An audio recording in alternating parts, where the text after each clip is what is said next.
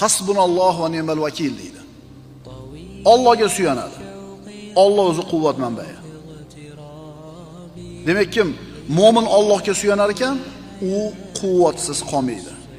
Musulmonlarning ham quvvati yo'q bo'lib qolmaydi, modomiki Allohga suyanishar ekan.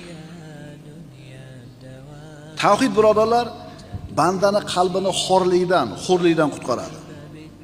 Insonning aqlini turli xurofotlardan, vahm xavotirlardan ozod qiladi, qutqaradi.